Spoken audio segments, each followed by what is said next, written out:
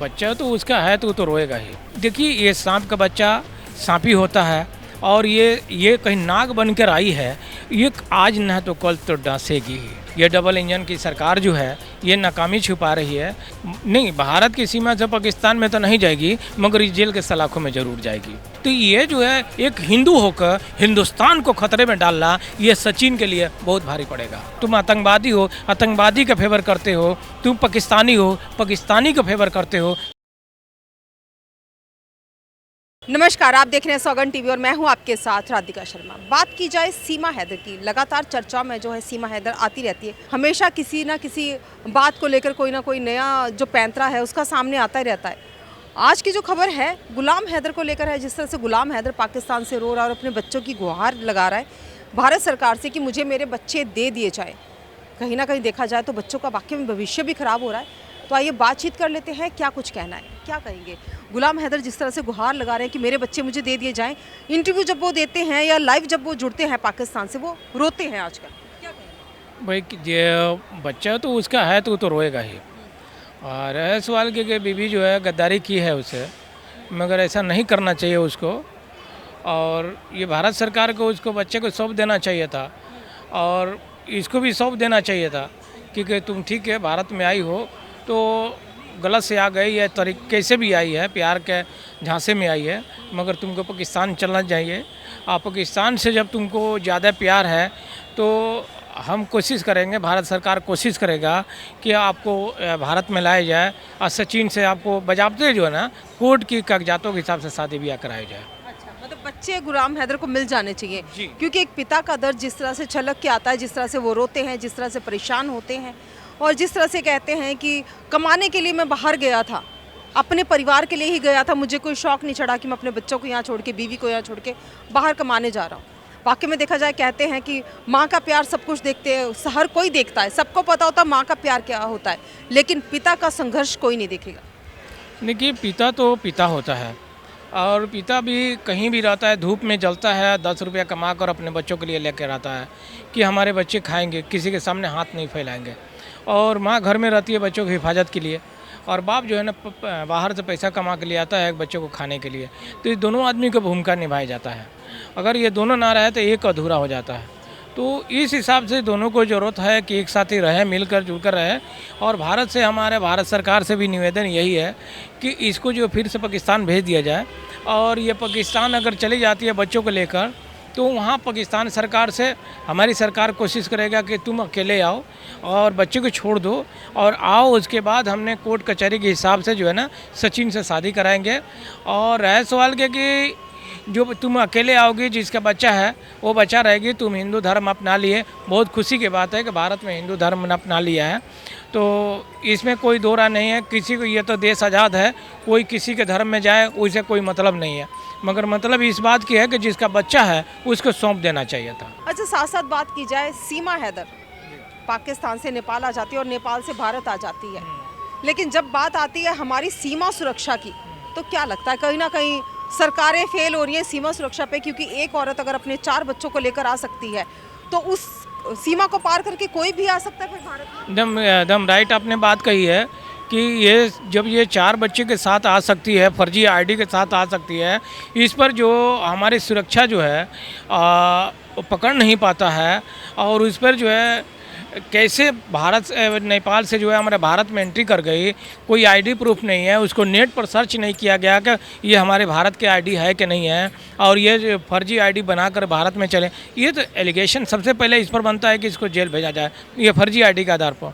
जैसे आपने देखा होगा कि ये आजम खान जो अपनी बेटा के 3 साल, ओनली 3 साल आयु के ऊपर बढ़ाए थे, तो आज आजम खान, उनकी पत्नी, उनका बेटा जो है आज जेल की सलाखों में है। ये तो इनलीगल तरीक़ा से आज भारत में आई है, तो इसको क्यों इसको सुरक्षित दिया गया है, ये भारत में घूम रही है ऐसा, इसको तो सबसे बड़ा सरकार की वजह है कि इतनी जो सुविधाएं हैं वो सीमा हैदर को दी जा रही हैं।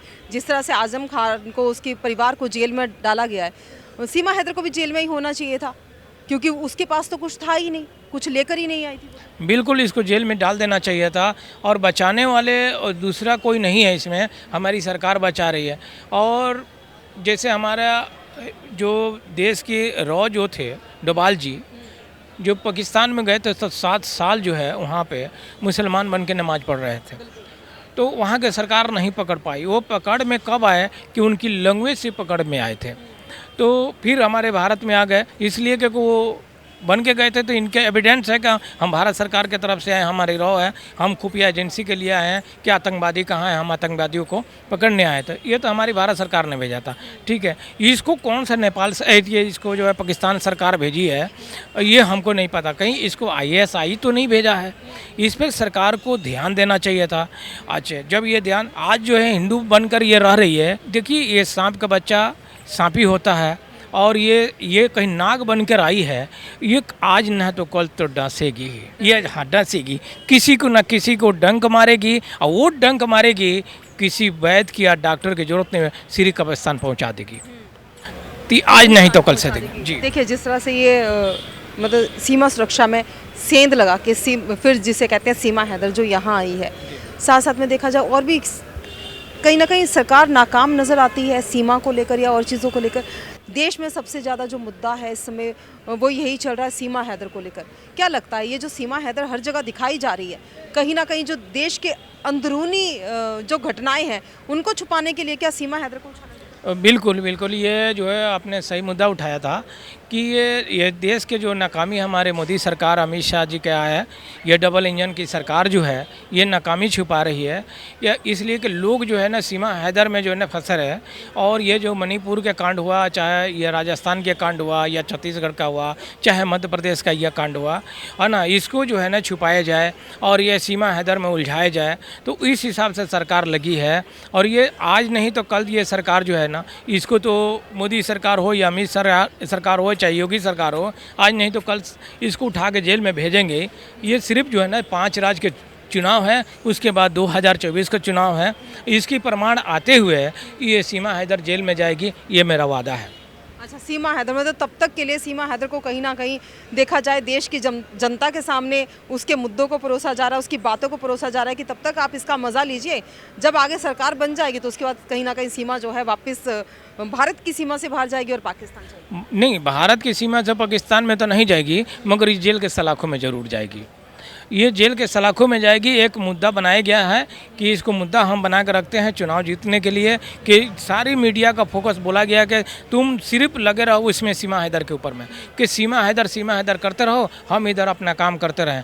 जैसे ये सरकार चेंज होती है, यह सरकार फिर यही आती है, तो ये तो सरकार कोई भी आएगा सीमा हैदर जेल में जाएगी। सीमा हैदर जेल में जाएगा। अच्छा, देखा जाए तो सचिन का और उसके परिवार का क्या होगा? सीमा हैदर जेल जाएगी। देखिए सचिन तो ये फर्जी में जाएगा, इसलिए कार्ड यही बनवाया था, आधार कार्ड। तो एलिगेशन तो सबसे पहले ये सचिन पर बन रहा है।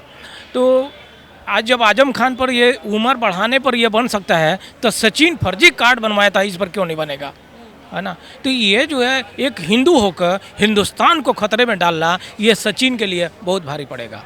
साथ साथ में अगर AP सिंह की बात की जाए, जिस तरह से वकील होके वो सीमा हैदर का साथ दे रहे हैं, एक पाकिस्तानी का साथ दे रहे हैं, क्या लगता है कल को जब सीमा हैदर जेल जाएगी, जिस तरह से आज उन्हें कहीं ना कहीं अपने मन में रहेगा कि मैं सीमा हैदर का साथ देता हूं तो मुझे केस भी ज़्यादा मिलेंगे, मैं मीडिया में भी रहूँगा, नज़रों में भी रहूँगा, लोगों की नज़रों में आता रहूँगा, लोग मुझे ज़्यादा पूछेंगे, तो जब सीमा हैदर जेल जाएगी तब AP सिंह का क्या? देखिए AP सिंह भी जाएगा, इसलिए क्योंकि ये लोग देश के नहीं हैं, ये विदेशी के ज़्यादा मुद्दा इसलिए पकड़ कर घूम रहे हैं कि हम पॉपुलर हो जाएं, कि लोग दुनिया हमको जान जाएगी, भारत सरकार हमको जान जाए, स्टेट सरकार जान जाए कि AP सिंह मैं हूँ, हम अच्छे एडवोकेट हैं, हम पाकिस्तान के केस लड़ते हैं। अरे तू पाकिस्तान के भी नहीं लड़ सकता है, ना तू हिंदुस्तान के लड़ सकता है, तुम के केस लड़ सकते हो। और इससे तुम आतंकवादी हो, आतंकवादी का फेवर करते हो, तुम पाकिस्तानी हो, पाकिस्तानी का फेवर करते हो, तू ना हिंदुस्तानी है, तू पाकिस्तानी है, और तू पाकिस्तान का फेवर करते हो, इसीलिए तू पाकिस्तान के लिए अपनी जान निछावर करने के लिए जाए। कोई भी आदमी मिलने जाता है तो सभी पहले कहता है कि पहले मुझसे मिलो, ठोक के कहता है मुझसे परमिशन लो तो उससे मिलो। अरे भाई तू क्या है, तू क्या है?